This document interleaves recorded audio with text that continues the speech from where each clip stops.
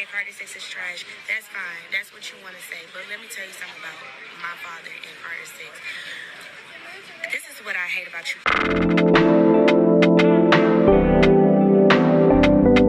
kids. The fact that y'all can get on TikTok and do a fucking dance to it, that don't mean that it's trash, baby. Okay?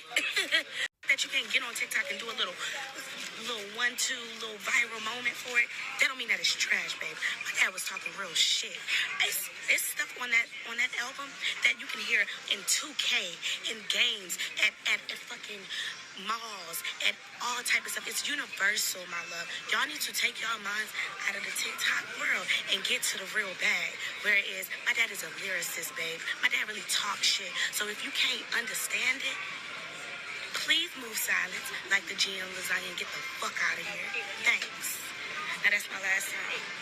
Because I already... While we're on the topic of music, this album stinks. As a matter of fact, I think a rating of 2.9 was a bit generous because this album stinks. Now, the review comes from Pitchfork, shout out to them, and the first line of the review says, the first problem is there aren't any good songs, because there really aren't. Have you heard this album? It's awful.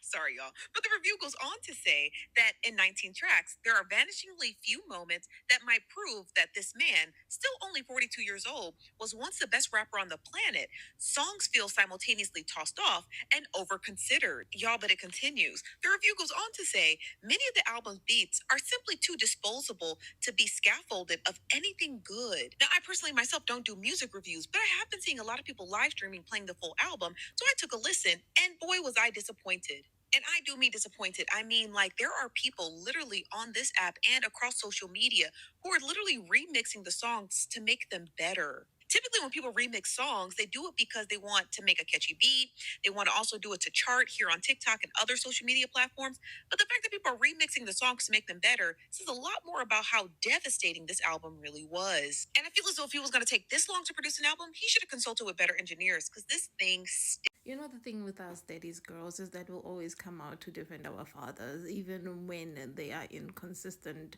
whether it's with their work, with their parenting, whatever. Well, they're not necessarily inconsistent with parenting, that's why we love them, but other parts of their life, like being a husband for certain. So it becomes a big thing when a lady's gonna come out and defend her father. But the album, my goodness, my amazing self is even not interested. I didn't even hear about it until I heard people started talking about it. I was like, oh my flip not. If people don't like it, that it must be mean that something else is going on with this album, and Carter need to go back to the drawing board and see what they can do. And it kind of makes sense as to why Jay-Z preferred Kendrick Lamar over Lil Wayne. I feel like Lil Wayne served a purpose for a certain portion of music, but he was never going to do well long-term in terms of legendary work. But we can do him as a reference point, I guess. The fact that he changed rap music to the way it is, to blah, blah, blah, blah, blah, blah, where people are not, like, he gave trap music life and made it popular, and he has no volume. And we get to thank Drake and Nicki and him for that. You know, they did change the game, and they inspired upcoming rappers like Migos and the other rappers as well, who are literally not gonna last really in music anyway, because they make music and they burn out, as Beyonce would say. They make music and they burn out, and they make another one and it burn out. So, man, I'm like Nicki Minaj. Can we see Nicki Minaj? Their relevancy falls after a certain time. Meg, did we expect something from Lil Wayne? Look at Drake, not Kendrick, but look at Drake. He's heading down the same path. But thanks to his white followers, he might be fine. Here go proof right here that all Lil Wayne needed was better production.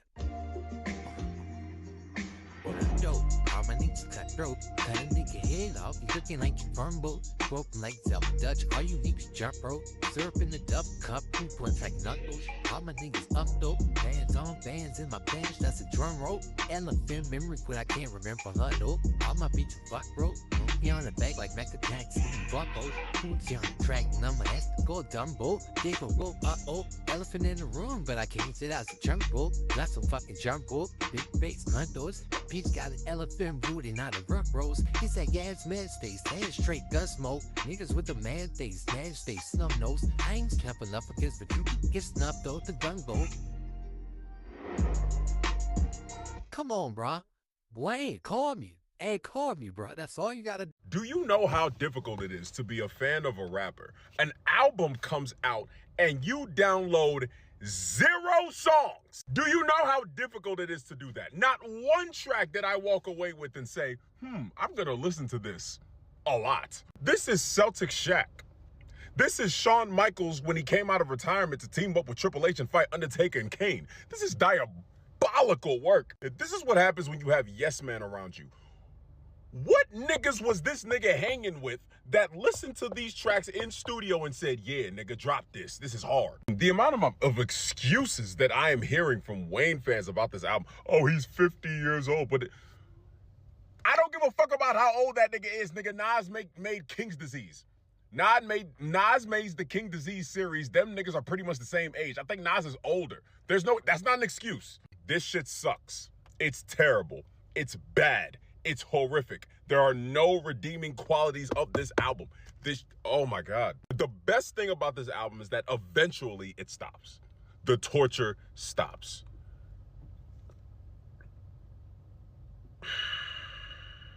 Chance the Rapper's The Big Day is one of the worst things I've ever heard. Lil Wayne has somehow might have made it to that level. Do you know how difficult that is?